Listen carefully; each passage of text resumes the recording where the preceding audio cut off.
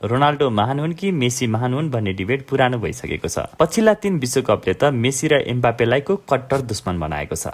Mbappe र मेसीको दुश्मनी सन् 2018 को विश्वकपबाट सुरु हुन्छ। यस विश्वकपमा 19 वर्षका एम्बापे विश्व फुटबलका राइजिङ स्टार हुन्छन्। यता अर्जेन्टिनालाई वर्ल्ड कप जिताउन मात्रै सन्यास फिर्ता लिएर आएका छन् सुपरस्टार मेसी। यो अवस्थामा मेसी र एम्बापेको पहिलो इन्काउन्टर राउन्ड अफ 16 मा हुन्छ। मेसीको ब्याड लक, एम्बापेको टोली फ्रान्सले 4 गोल हानेर अर्जेन्टिनालाई घर फर्काउँछ। मात्र विश्वकप जित्न आएका मेसी चर्को आलोचनाका साथ निराश भएर घर फर्किन्छन्। यस खेलमा एम्बापेले 2 गोल गर्छन्, मेसी गोल रहित हुन्छन्। अन्तिम नतिजा फ्रान्स 4 अर्जेन्टिना 3 हुन्छ। फेरि मेसी र एम्बापेको भेट सन् 2022 को विश्वकप फाइनलमा हुन्छ। यसपटक मेसीलाई सन् 2018 को बदला लिने मौका सँगै गोल्डन बुट र विश्वकप ट्रफी उचाल्ने अवसर पनि छ। नभन्दै नाटकीय फाइनलमा मेसीले विश्वकप उचालेर करोडौं आलोचकको मुख थुने। अब उनले फुटबलमा जित्न बाँकी केही रहेन, आफूलाई सर्वकालीन महान खेलाडी गोटको रूपमा खडा गरे। यति हुँदा पनि एम्बापे जिद्दी देखिए। मेसीसँगैको फाइनलमा हानेको ह्याट्रिकको आडमा गोल्डन बुट लगे। अर्थात् एम्बापेले मेसीलाई ट्रफी जितेर के भो,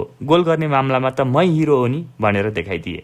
यसपटक एम्बापेले नपाएको भए मेसीले करियरको पहिलो गोल्डन बुट पाउँथे। सन् 2026 को वर्ल्ड कप भरि मेसी र एम्बापेको भेट भएन, तर दुश्मनी वा प्रतिस्पर्धा जारी रह्यो। मेसीले 12 वर्षदेखि कायम विश्वकपमा सर्वाधिक 16 गोलको रेकर्ड तोडे। यही विश्वकपबाट मेसी विश्वकप इतिहासमा सबैभन्दा बढी गोल गर्ने खेलाडीको शक्तिशाली रेकर्ड कायम गर्न सफल भए। फाइनल र थर्ड प्लेसका खेलअघिसम्म मेसी समग्र विश्वकपकै सर्वाधिक र जारी संस्करणको विश्वकपको सर्वाधिक गोलकर्ता थिए। उपाधि नजिते पनि उनले गोल्डन बुट जित्ने लगभग पक्का जस्तै थियो। तर एम्बापेले थर्ड प्लेसको खेलबाटै फाइनलमा पुगेका मेसीलाई हैरान खेलाए। थर्ड प्लेसको खेलमा इङ्ल्यान्डसँग हारे पनि एम्बापेले 2 गोल हाने अनि एम्बापेले 22 गोलका साथ मेसीको सर्वाधिक गोलकर्ताको रेकर्ड तोडेर मुखैबाट गोल्डन बुट पनि थुते। अब मेसीको नाममा न कीर्तिमान रह्यो, न उपाधि, न गोल्डन बुट। पहिलो भेटमा एम्बापेका कारण मेसी बीचमै घर फर्किनु पर्यो। दोस्रो भेटमा गोल्डन बुट फुत्कियो। तेस्रोमा गोल्डन बुट र कीर्तिमान चिप्लियो। मेसी र एम्बापेको जस्तो कम्पिटिसन विश्वकपमा कसैको छैन, त्यसैले उनीहरूलाई विश्वकपका कट्टर दुश्मन मान्दा हुन्छ।